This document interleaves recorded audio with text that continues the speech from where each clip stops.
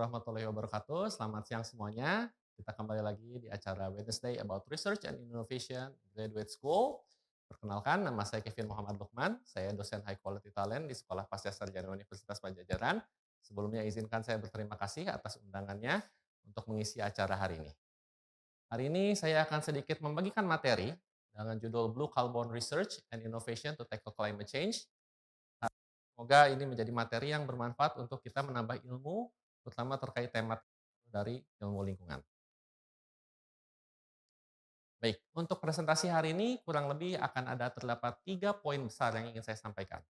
Poin pertama adalah terkait terminologi dari blue carbon itu sendiri, atau mungkin di bahasa Indonesianya kita lebih kenal dengan karbon biru, dan seperti apa sebetulnya konsep karbon biru ini dan mengapa karbon biru ini menjadi penting dan apa saja perannya untuk ilmu lingkungan secara keseluruhan. Kemudian poin kedua, kita juga perlu melihat potensi dari karbon biru itu di Indonesia sendiri. Apa saja aksi yang sudah dilakukan untuk mengembangkan konsep karbon biru dan apa saja kebijakan yang ada terkait karbon biru itu sendiri.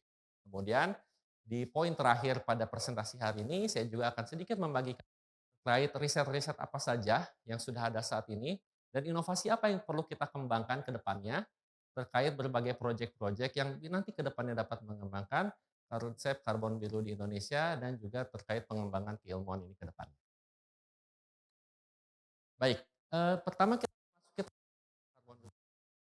Berdasarkan definisi dari Blue Carbon Initiative, karbon biru didefinisikan sebagai karbon yang tersimpan di ekosistem pesisir atau laut dan di dalam hal ini juga ekosistem yang didefinisikan sebagai ekosistem karbon biru. Ekosistem karbon biru tersebut antara lain adalah mangroves, seagrass atau di bahasa Indonesianya kita kenal dengan nama padang lamun, dan juga tidal marshes. Nah, ekosistem karbon biru ini mereka dapat menyerap dan menyimpan jumlah karbon biru yang sangat luar biasa di bagian tanaman dan sedimennya juga. Nah, untuk pemaparan saya hari ini, saya akan lebih fokus pada 2 ekosistem, yaitu ekosistem mangroves dan ekosistem padang lamun atau seagrass beds, karena 2 mungkin bisa dibilang Indonesia. Untuk Mars, kita lebih banyak menemukannya di benua Eropa. Kemudian saya akan sedikit menjelaskan terkait diagram gambar ini. Ini mungkin adalah gambar yang cukup sederhana untuk menjelaskan seperti apa sebetulnya proses penyerapan dari karbon oleh ekosistem karbon biru. Jadi bisa dilihat pada gambar ini di ekosistem pesisir kita bisa sering menemukan ekosistem mangrove dan juga ekosistem padang lamun. Kemudian dari kedua ekosistem ini mereka berperan untuk menyerap karbon dioksida di udara dan menyimpannya dalam biomasa atau di dalam sedimen tanah dari masing-masing ekosistem tersebut. Nah, kemudian kita juga mengetahui mengapa karbon biru ini menjadi suatu hal yang penting dan juga menjadi bahan yang cukup banyak diteliti saat ini. Hal ini dikarenakan berdasarkan dari penelitian Lellman et al. 2009, blue carbon diketahui menyimpan 70% dari semua karbon di laut, mampu menyimpan secara 10 kali lebih banyak dibandingkan ekosistem hutan, ekosistem terestrial, seperti bisa dilihat pada gambar pada slide ini, untuk ekosistem karbon biru dari salt marshes, mangrove, dan seagrass, jumlahnya itu bisa terhitung 10 kali lebih besar berdasarkan penelitian dari McLeod et al. 2011. Hal ini menunjukkan bahwa begitu banyaknya potensi karbon yang dapat diserap oleh karbon biru itu. Namun, ada hal juga yang perlu kita pertimbangkan. Jika karbon biru ini sampai terdegradasi atau sampai mengalami kerusakan, maka karbon yang tersimpan di dalamnya itu akan juga mendapat menjadi terlepas ke udara dan meningkatkan emisi dan juga mengakibatkan perubahan iklim. Nah, sebelum kita membicarakan terkait degradasi dari ekosistem karbon biru itu sendiri, saya ingin juga menyampaikan sedikit lebih lanjut terkait manfaat lain dari ekosistem karbon biru. Walaupun tadi sebelumnya kita sudah mengetahui bahwa ekosistem karbon biru ini memiliki potensi dan kemampuan yang sangat besar untuk menyerap dan menyimpan karbon dioksida di udara, tapi diketahui juga ada banyak sekali manfaat lain atau yang mungkin lebih dikenal sebagai ekosistem services atau jasa lingkungan. Sebagai contoh, di ekosistem mangrove, saya akan mengambil contoh, Ekosistem mangrove ini tidak hanya bermanfaat untuk menyimpan, karbon, tapi juga dapat menjadi sumber penghasilan alternatif bagi masyarakat pesisir atau sebagai contohnya dapat pemanfaatan, hasil olahan, kayu dan hasil olahan non-kayu dan juga dapat menjadi tempat habitat berbagai spesies seperti misalnya kepiting dan juga ikan dan, spesies-spesies ini dapat dimanfaatkan oleh para masyarakat pesisir untuk menjadi, alternatif sumber, penghasilan mereka.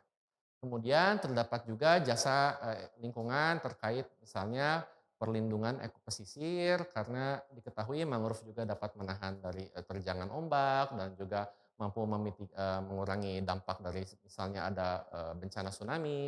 Hal ini adalah berbagai manfaat-manfaat ekosistem mangrove yang juga perlu dipertimbangkan ketika kita akan melakukan konservasi dari ekosistem ini sendiri.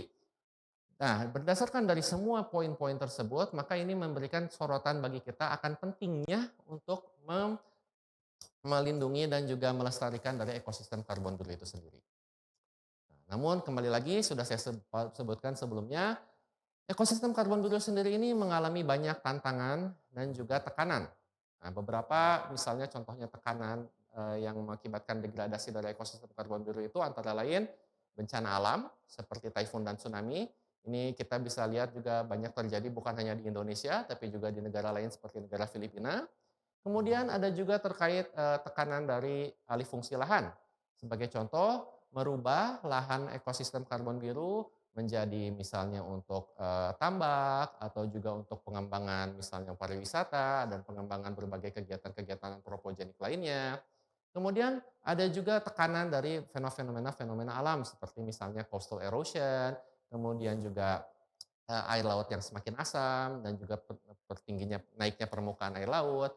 Nah, dari keseluruhan tekanan ini dapat mengakibatkan ekosistem karbon biru semakin mengalami penurunan kualitas, akan mengakibatkan meningkatnya emisi karbon karena karbon yang ada di dalam ekosistem karbon biru terlepas karena adanya degradasi dan ini akan tentu berkontribusi akan terhadap climate change itu sendiri sehingga ini menjadi concern dan kekhawatiran bagi kita. Nah, saya juga akan menjelaskan sedikit penelitian sebagai contoh dari Richards and Fraser 2016. Ini adalah suatu studi bagaimana kita perlu menyoroti dan juga memperhatikan bagaimana terjadinya deforestasi ekosistem mangrove di Asia Tenggara. Di tahun 2000 sampai 2012, Richards and Fraser menunjukkan bahwa di berbagai negara di Asia Tenggara mengalami degradasi karena deforestasi, kegiatan deforestasi. Di Indonesianya sebagai contoh kita bisa melihat di Sumatera dan di Kalimantan itu terdapat ribuan hektar wilayah mangrove yang mengalami deforestasi. Dan deforestasi ini juga disebabkan oleh berbagai hal. Salah utamanya adalah dari alih fungsi lahan, yaitu konversi ekosistem mangrove menjadi wilayah tambak, menjadi wilayah oil plantation, wilayah perkotaan, dan juga untuk pertanian, dan lain sebagainya. Ini adalah tekanan-tekanan dari kegiatan manusia yang dapat mengakibatkan rusaknya ekosistem karbon biru dan berkurangnya manfaat-manfaat yang disediakan oleh ekosistem karbon biru itu sendiri. Kemudian penelitian lain dari Giri et al. 2011 dan juga Elman et al. 2016 juga menyoroti kekhawatiran kita terhadap ekosistem karbon biru di Indonesia. Di sini saya akan menunjukkan mungkin poin jelek dan poin buruknya ya. Mungkin untuk poin kita bisa melihat bahwa Indonesia merupakan negara paling tinggi dari negara yang paling memiliki ekosistem mangrove paling besar yaitu kurang lebih sekitar 3 juta hektar.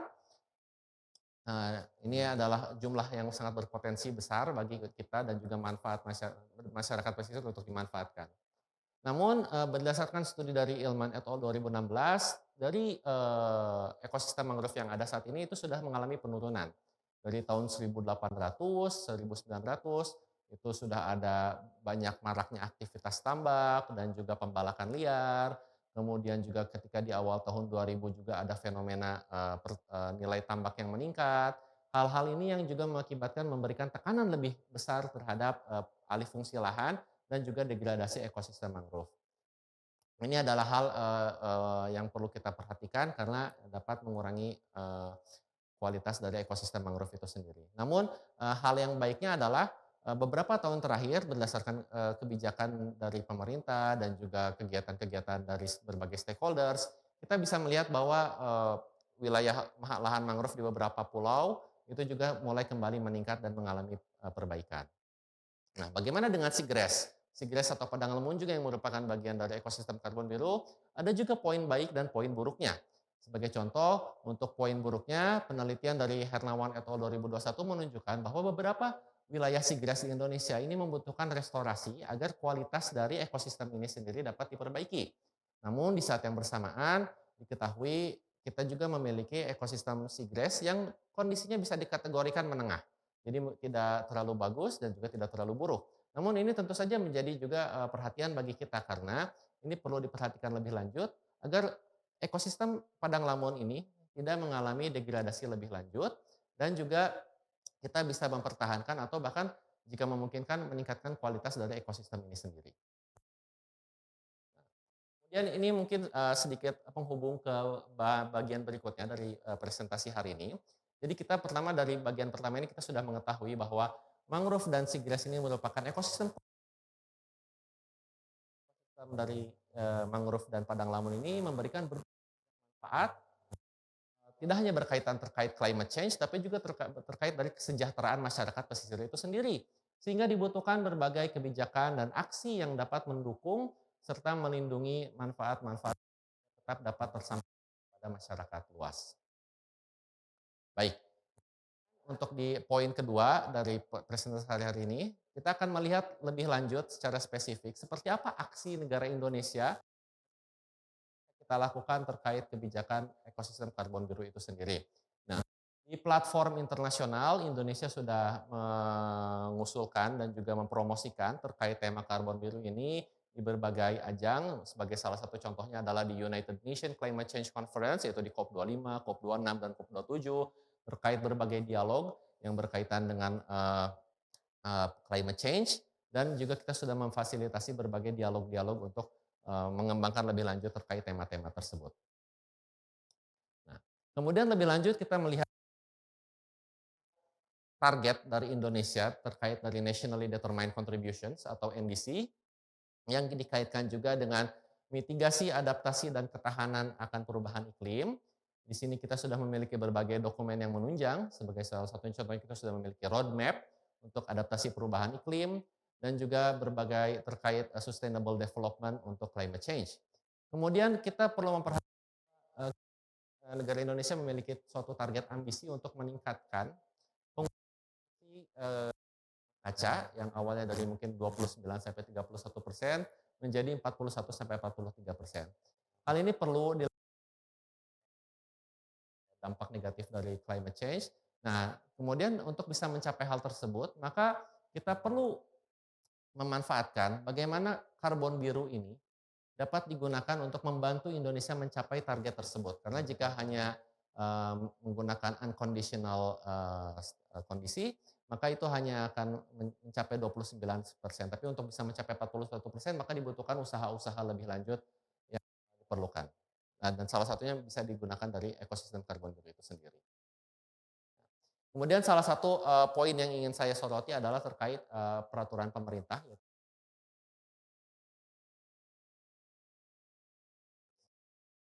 pricing dan untuk mencapai target NDC. Terkait mitigasi dan ada pasal memiliki peraturan yang mengatur terkait kementerian yang akan mengatur dan mengelola terkait karbon biru itu sendiri. Kemudian bagaimana pemerintah sudah memberikan dukungan statement pada kebijakan yang ada terkait bagaimana karbon biru ini perlu disesuaikan dengan pengembangan sains dan teknologi di Indonesia dan juga menjadi bagian integral dari mitigasi dan adaptasi perubahan iklim agar kita bisa mencapai target NDC. Nah, dengan demikian maka kita mengetahui bahwa manajemen pengelolaan karbon biru itu menjadi suatu bagian yang penting juga untuk pengembangan ekonomi biru di tahun 2045. Sebagai contoh, Kementerian Kelautan dan Perikanan dengan terkait kebijakan blue economy-nya memiliki beberapa 5 poin. Salah satu contohnya adalah pengembangan MPA, kemudian terkait sustainable development, dan juga terkait manajemen dan monitoring pulau-pulau kecil dan pesisir, dan juga terkait marine plastic waste clean up. Nah, ada 2 poin yang menjadi disoroti di sini karena 2 dari strategi ini merupakan terkait dengan ekosistem karbon biru. Yang pertama adalah terkait pengembangan marine protected areas atau kawasan konservasi laut. Di sini pemerintah sudah berusaha menunjukkan untuk aksi agar dapat meningkatkan luasan wilayah kawasan konservasi laut dan juga meningkatkan efektivitas dari kawasan konservasi laut ini sendiri dan di saat yang bersamaan juga meningkatkan kapasitas dari masyarakat pesisir.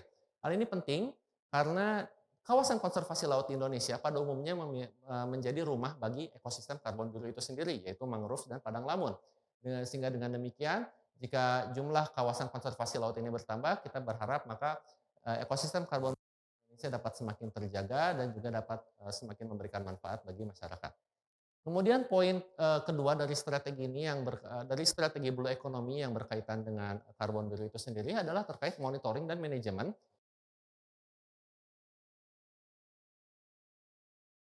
dengan penegakan hukum. Kita bisa menjaga agar ekosistem karbon biru ini tidak mengalami kerusakan dari kegiatan-kegiatan manusia. Ini sangat penting. Kemudian yang poin kedua adalah terkait bagaimana kita bisa juga merangkul pemangku kepentingan, masyarakat pesisir, kemudian dari berbagai sektor dan juga dari para LSM. Hal ini yang akan memberikan bagaimana kita bisa menciptakan suatu kolaborasi dan harmonisasi agar kita bisa menjaga bersama ekosistem karbon biru. Nah, kemudian saya juga akan sedikit memaparkan salah satu strategi yang sebelumnya ada di Blue Economy yaitu peningkatan marine protected areas atau kawasan konservasi laut. Kita bisa melihat di sebelah kiri ini ada. Nah, peta karbon biru di Indonesia ini kita bisa lihat untuk yang hijau itu adalah kawasan lamun dan yang birunya adalah kawasan mangrove. Nah, di sini kita melihat memang persebarannya cukup sampai timur. Di beberapa kasus lebih banyak prioritas yang diberikan untuk ekosistem mangrove. Sebagai contoh kita bisa lihat di diagram sebelah kanan, untuk mangrove sendiri memang saat ini sudah ada sekitar 3,3 juta hektar di seluruh Indonesia dan untuk seagrass baru sekitar ada sekitar 293.000 sehingga memang lebih banyak prioritas diberikan mangrove walaupun pada dasarnya perlu diberikan juga prioritas dan perhatian terkait kawasan padang lamun karena kawasan padang lamun juga memberikan manfaat dan juga terkait dari bagian utama dari ekosistem karbon biru. Oleh karena itu kembali lagi saya menyatakan bahwa eee, penambahan luasan dari kawasan konservasi laut dan juga kita dapat memastikan efektivitasnya dapat berjalan dengan lancar, ini harapan ke depannya dapat memberikan perlindungan lebih lanjut terhadap ekosistem yang ada di Indonesia. Namun demikian walaupun kita ingin melakukan perkembangan kawasan konservasi laut, perlu diperhatikan berbagai aspek-aspek yang berkaitan dengan pengembangan itu sendiri. Terdapat beberapa tantangan berdasarkan penjelasan dari Kementerian Kelautan Perikanan 2023 terkait bagaimana bisa dilakukan implementasi strategi-strategi ekosistem karbon biru. Tantangan tersebut antara lain, satu adalah kita masih minim akan data dan informasi terkait ekosistem karbon biru. Sebagai contoh, peta karbon biru sendiri selalu diupdate setiap tahunnya dan ini juga perlu lebih lanjut agar kita bisa memastikan seperti apa perubahan dari ekosistem karbon biru di Indonesia, apakah menurun atau meningkat? Karena ini akan menjadi tantangan besar untuk kebijakan yang akan diambil selanjutnya. Kemudian bagian yang kedua adalah terkait keterbatasan sumber daya untuk mengelola dan memantau ekosistem karbon biru. Sebagai contoh, di beberapa wilayah pesisir, terutama di desa-desa pesisir, yang pada umumnya ada masyarakat pesisir yang ikut menjaga, mereka kadang terhambat akan keterbatasan sumber daya. Sebagai contoh mungkin keterbatasan akan jumlah perahu, sehingga mereka tidak dapat melakukan patroli keliling untuk memastikan untuk pemantauan dan pengelolaan ekosistem karbon biru.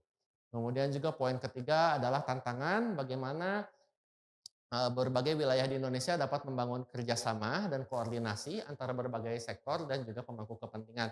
Karena sekali lagi terdapat banyak sekali kementerian yang terlibat untuk ekosistem karbon biru ini sendiri. Sebagai contoh untuk mangrove, selain dari Kementerian Kelautan Perikanan, ada juga Kementerian Lingkungan Hidup dan juga lain sebagainya yang ikut terlibat dalam kegiatan untuk konservasi ekosistem karbon biru. Sehingga dibutuhkan suatu penelitian yang inovatif dan juga kolaboratif untuk dapat mendukung strategi ekosistem karbon biru di Indonesia. Nah, sebagai salah satu contohnya adalah terkait kolaborasi yang sudah dilakukan dalam payung kerjasama Satreps Blue Cares yang selesai tahun 2023 ini di Indonesia. Ini saya akan sedikit memberikan contoh bahwa di Indonesia juga sudah ada kerjasama antara pemerintah Indonesia dalam hal ini Kementerian Kelautan Perikanan dan juga dengan Jepang, dengan berbagai pihak universitas dan peneliti di Jepang dan juga dengan University of Philippines juga dengan kerjasama Core and Network ini merupakan semacam suatu strategi proyek bagaimana bisa melakukan skema yang efektif untuk dapat meningkatkan aksi-aksi di wilayah lokal untuk melakukan konservasi ekosistem pesisir dan juga dapat berkontribusi terkait mitigasi dari pemanasan global. Nah, dengan adanya berbagai kolaborasi semacam Satreps Blue Cat seperti ini dapat menjadi suatu pemicu akan meningkatnya jumlah-jumlah penelitian dari berbagai bidang studi. Jadi bukan hanya lingkungan saja, karena akan ada banyak sekali ilmu-ilmu studi yang akan terkait untuk dapat mendukung penelitian terkait ekosistem karbon biru di Indonesia.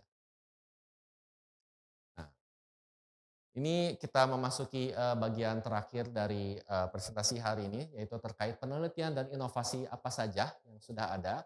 Di sini saya sedikit menggambarkan mungkin ada satu alur. Sebetulnya alur ini tidak selalu seperti ini, karena kembali lagi alur penelitian bisa dimulai dari berbagai keilmuan. Namun ini mungkin sedikit terkait juga dengan proyek Satreps Blue Cares yang ada di Indonesia. Sebagai contoh, di sini pertama adanya suatu studi terkait persepsi dan kesadaran masyarakat, terkait bagaimana mereka melihat akan ekosistem karbon biru itu sendiri. Kemudian juga kita bisa melihat bagaimana pemanfaatan ekosistem karbon biru untuk mendukung pariwisata yang berkelanjutan. Kemudian juga bagaimana bisa dilakukan suatu restorasi ekosistem karena masih terdapat banyak wilayah Indonesia yang mengalami degradasi, terutama untuk mangrove dan padang lamun. Dan juga kita bisa melihat bagaimana fenomena alih fungsi lahan, terutama di wilayah pesisir, dan teknologi-teknologi yang terbarukan dari pemetaan dan juga penginderaan jarak jauh. Kemudian bagaimana terkait kebijakannya dengan pengembangan kawasan konservasi laut, dan bagaimana hubungannya dengan nanti jasa lingkungan yang diberikan oleh ekosistem karbon biru ini sendiri.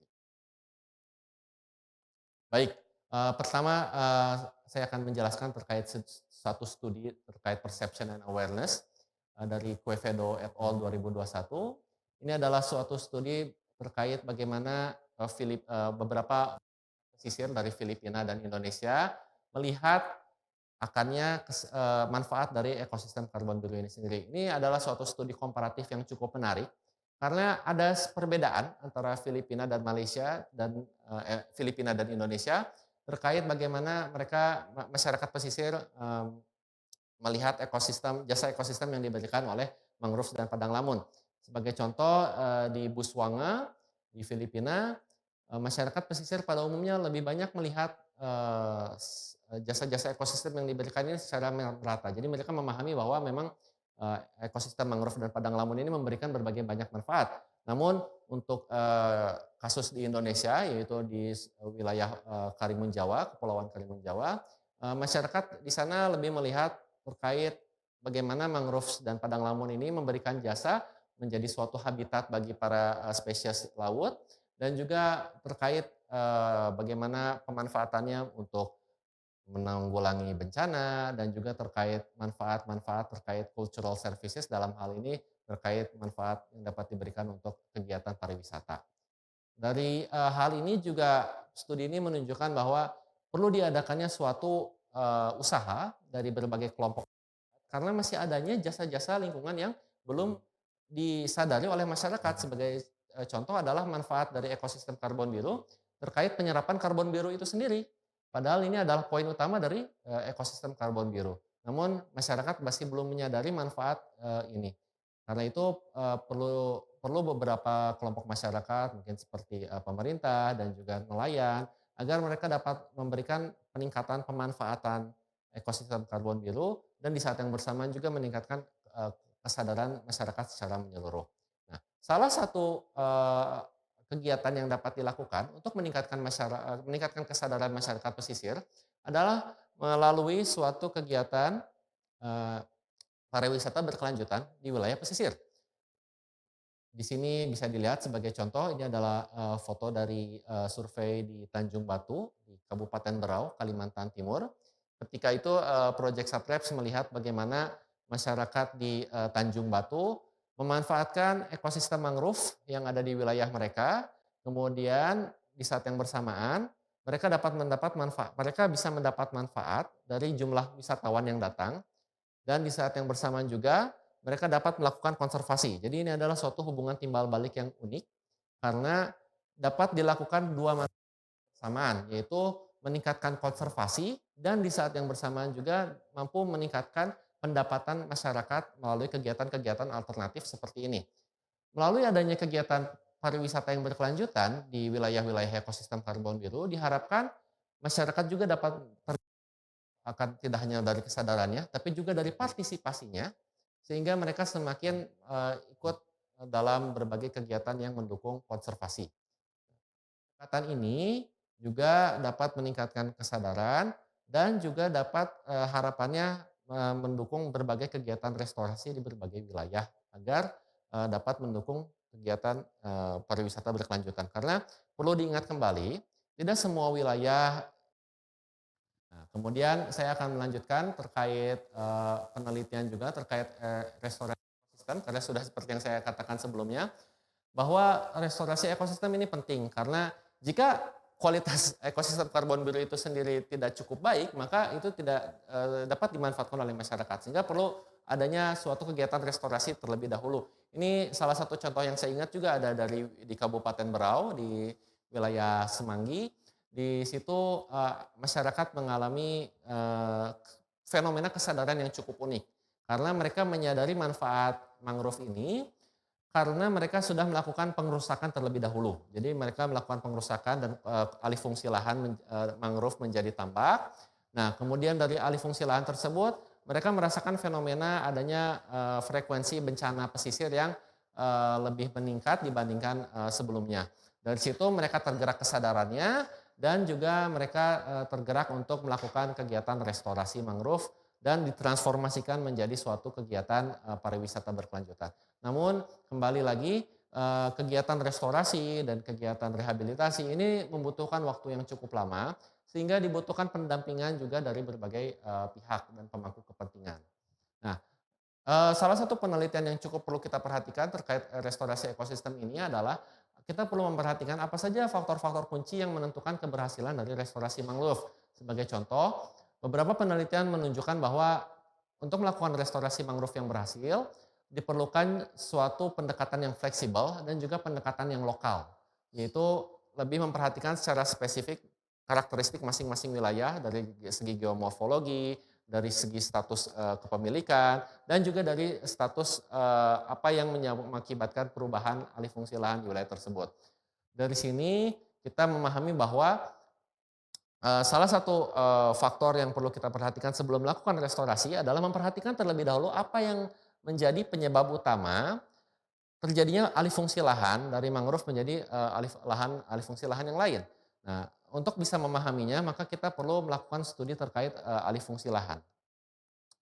Nah, di sini ada salah satu juga penelitian, dari bagian dari Salreps, yaitu terkait alih fungsi lahan di wilayah pesisir, yaitu melalui participatory mapping atau juga terkait bagaimana masyarakat ikut membantu dalam, melakukan pemetaan. Di sini yang dilakukan adalah, tim dari gabungan dari, peneliti Jepang dan juga dari, peneliti Kementerian Kelautan Perikanan, mengundang, masyarakat pesisir, di sini adalah di wilayah Pulau Derawan, agar ikut membantu terkait bagaimana mereka mempersepsikan perubahan fungsi lahan. Di sini sebagai contoh bisa dilihat pada gambar di bawah di wilayah Derawan, masyarakat melihat bahwa ada beberapa wilayah yang mengalami alih fungsi dan juga masyarakat ini dapat memberikan, identifikasi lebih lanjut terkait apa sebetulnya yang, mengakibatkan alih fungsi lahan ini. Apakah dari kegiatan, pengembangan di Pulau Derawan atau mungkin juga dari fenomena seperti coastal erosion. Nah, Dari adanya kegiatan participatory mapping ini, maka kita bisa melihat alih fungsi lahan di suatu wilayah, namun juga perlu diperhatikan bahwa dibutuhkan suatu teknik penginderaan jarak jauh agar data-data dari masyarakat ini atau mungkin bisa dilakukan dengan pendekatan citizen science, ini dapat didukung oleh data-data lain dari penginderaan jarak jauh. Nah, di sini juga bisa dilihat ini adalah salah satu dari Satreps Blue Cares terkait ekosistem karbon biru, bagaimana dilakukan suatu pemetaan wilayah ekosistem karbon biru, baik itu mangrove dan padang lamun, dari berbagai skala. Sebagai contoh, misalnya dilakukan satelit remote sensing menggunakan MSS dan SAR, ini dapat melakukan pemetaan dengan skala yang sangat luas, namun juga kita bisa melakukannya dengan skala yang lebih lokal, sebagai contoh melakukan airborne remote sensing dengan menggunakan lidar, dan kita bisa melakukan pemetaan secara 3 dimensi, atau juga di beberapa wilayah ini yang dilakukan atas kolaborasi dari Kementerian Kelautan Perikanan dan juga GST Jepang, bagaimana bisa diberikan suatu pelatihan drone agar masyarakat setempat di wilayah pesisir dapat ikut membantu berpartisipasi dalam melakukan pemetaan. Sehingga dengan demikian diharapkan karena wilayah Indonesia sangat luas, maka dukungan dari berbagai kalangan terutama dari masyarakat pesisir sangat dibutuhkan agar kita bisa mendapatkan pemetaan yang lebih detail, dan ini pemetaan ini akan menjadi data yang sangat penting terutama bagi ekosistem karbon biru karena data ini akan dimanfaatkan oleh para pemangku kebijakan dan juga decision maker untuk menentukan arahan dari kebijakan ekosistem karbon biru. Sebagai contoh, menentukan arahan dari bagaimana pengembangan kawasan konservasi laut bisa dikembangkan di Indonesia. Karena untuk bisa mengetahui hal tersebut, salah satunya adalah kita perlu mengetahui seperti apa status perubahan lahan di wilayah tersebut. Jika sebagai contoh ada suatu lahan yang memiliki banyak sekali luasan ekosistem karbon biru dan di saat yang bersamaan terdapat degradasi yang cukup signifikan, maka di situ pemerintah bisa melakukan suatu pengambilan keputusan kebijakan agar dilakukan dibentuknya kawasan konservasi laut. Nah, ini pengembangan kawasan konservasi laut atau marine protected areas juga sangat terkait dengan kebijakan Indonesia karena pemerintah Indonesia sudah menentukan kebijakan 30 by 45. Ini adalah peningkatan 30% kawasan konservasi laut dalam sampai tahun 2045. Ini adalah suatu proyek yang cukup ambisius dari pemerintah, dan untuk bisa melakukan hal tersebut maka kita perlu mengetahui apa saja sebetulnya karakteristik dari MPA di Indonesia. Ini adalah juga suatu bentukan riset dan inovasi yang penting di karbon biru, karena di Indonesia sendiri terdapat berbagai variasi jenis manajemen kawasan konservasi laut. Sebagai contoh, adanya kawasan konservasi laut yang dikelola oleh Kementerian Kelautan Perikanan, dan juga yang dikelola oleh pemerintah provinsi. Dan ini tentu akan memiliki sedikit banyak perbedaan karakteristik masing-masing yang unik, dan juga bagaimana manajemen pengelolaan itu bisa diefektifkan lebih lanjut. Karena kita perlu memastikan efektivitas dari kawasan konservasi laut ini agar kawasan konservasi laut ini dapat memberikan manfaat juga kepada masyarakat. Jadi tidak hanya melakukan konservasi, tapi juga dapat memberikan manfaat. Hal ini yang kadang menjadi dilema karena kadang pembentukan kawasan konservasi laut ini juga kadang memberikan semacam pro dan kontra terkait masyarakat pesisir, apakah mereka setuju untuk pembentukan kawasan ini atau tidak, karena terkadang pembentukan kawasan ini juga dapat berpotensi mengakibatkan penurunan pendapatan. Nah, hal ini penting untuk diingat bagaimana agar pembentukan kawasan konservasi laut ini juga tidak merugikan masyarakat. Nah, di sini kita menjadi suatu jembatan untuk penelitian yang selanjutnya, yaitu penelitian terkait jasa ekosistem. Nah, di sini diketahui memang secara teori jasa ekosistem ini ada 4 jenis, yaitu supporting services, provisioning services, regulating services, and cultural services. Nah, keempat jenis jasa ekosistem ini terdapat di ekosistem karbon biru, dan masing-masing berperan sangat penting. Sebagai contoh, untuk provisioning services terkait ekosistem mangrove, saat ini di beberapa wilayah di Indonesia sudah terdapat masyarakat pesisir yang memanfaatkan buah mangrove untuk diproduksi menjadi suatu bahan cemilan makanan atau minuman, dan ini dapat menjadikan alternatif pendapatan bagi masyarakat pesisir dan juga tentu menjadi sumber nutrisi bagi masyarakat pesisir. Lalu ada juga berbagai jasa seperti misalnya cultural services terkait aspek rekreasi dan wisata. Hal ini juga sangat penting untuk diperhatikan karena banyak sekali saat ini wilayah mangrove di Indonesia yang mulai bertransformasi menjadi suatu sustainable tourism dan ini diharapkan dapat memberikan suatu manfaat bagi masyarakat seperti di wilayah Kabupaten Berau, yaitu masyarakat sudah mendapatkan kesadaran akan pentingnya jasa ekosistem mangrove dan bagaimana jasa ekosistem tersebut dapat digunakan untuk penghasilan masyarakat. Nah, kemudian pada akhirnya diperlukan suatu studi untuk bisa memahami terkait jasa-jasa ekosistem ini lebih mendalam, karena secara implementasi kita perlu melakukan penilaian bagaimana sebetulnya jumlah manfaat yang diberikan oleh ekosistem itu sendiri dan bagaimana manfaat itu bisa disampaikan ke masyarakat. Kemudian, terakhir adalah apa sebetulnya langkah berikutnya dari penelitian ekosistem karbon biru. Mungkin sebelumnya saya sudah cukup berbicara banyak tentang berbagai tema yang ada saat ini, mulai dari pemetaan, mulai dari, terkait, studi-studi sosial untuk, kesadaran masyarakat. Di sini ada beberapa hal yang mungkin kita bisa dan juga jadi bahan untuk pertimbangan ekosistem karbon biru ke depannya. Yang pertama adalah untuk studi ekosistem jasa lingkungan. Memang kita sudah mengetahui secara teori ada terkait cultural services, provisioning services, supporting services, dan regulating services. Namun kita juga perlu memahami manfaat-manfaat lain yang belum diidentifikasi. Sebagai contoh adalah manfaat yang diberikan terkait well-being. Ini cukup menarik karena ada masih minimnya penelitian yang melihat bagaimana sebetulnya keberadaan ekosistem karbon biru ini sendiri memberikan well-being kepada masyarakat pesisir. Sebagai contoh, beberapa studi menunjukkan bahwa masyarakat yang ikut berada di dalam ekosistem mangrove dan juga ikut tinggal di samping ekosistem mangrove kadang memiliki well-being yang lebih tinggi. Dan ini juga perlu diperhatikan karena bisa juga berdampak pada penghasilan mereka dengan pemanfaatan sumber daya lain yang bukan kayu. Karena seperti yang saya sebutkan barusan, baik itu ekosistem mangrove maupun ekosistem seagrass, mereka semua dapat dimanfaatkan untuk berbagai hal dan ini bisa menjadi manfaat bagi masyarakat pesisir. Kemudian juga perlu dilakukan semacam pemodelan karbon biru, terutama pemodelan yang sifatnya regional, yang luas dan juga terinterkoneksi dengan misalnya ekosistem keseluruhan ekosistem, yaitu misalnya dari ekosistem mangrove, ekosistem lamun, kemudian juga ekosistem terumbu karang, bagaimana keseluruhan ekosistem ini dapat bagaimana efeknya satu sama lain. Kemudian perlu juga dilakukan studi-studi terkait hidrodinamika dalam kaitannya terutama bagaimana keberadaan ekosistem mangrove maupun seagrass ini dapat memitigasi bencana pesisir sebagai contoh bencana ombak dan juga atau bencana tsunami.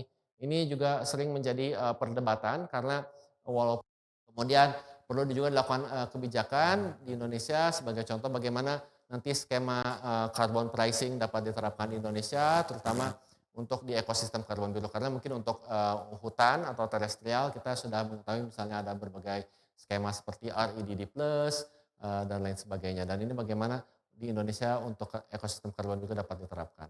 Dan poin terakhir adalah untuk take home message dari materi hari ini.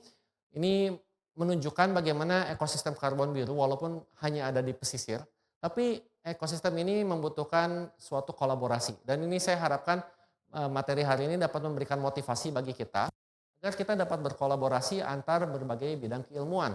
Karena tidak hanya dari bidang kelautan, tapi banyak juga dibutuhkan bidang lain, baik itu dari misalnya dari hukum, dari sosial, kebijakan, dan juga dari ekonomi. Bagaimana kita semua penelitian yang memberikan terobosan baru dan diharapkan dapat juga berdampak pada implementasinya untuk eh, meningkatkan manfaat bagi masyarakat dan juga agar memitigasi di Indonesia dan di dunia. Dan mungkin selain penutup terakhir dari saya adalah ada suatu pepatah yang bilang tak ada laut yang tak berombak. Nah ini juga dapat diartikan bahwa di Indonesia walaupun ekosistem karbon biru ini masih sangat menantang karena Indonesia merupakan negara yang sangat luas, negara ekosistem karbon biru ada di hampir di seluruh. Dan di sini bagaimana kita perlu berkolaborasi bersama agar kita dapat melindungi dan juga dapat memastikan agar masyarakat dapat hidup sejahtera dengan adanya ekosistem karbon biru ini. Terima kasih banyak.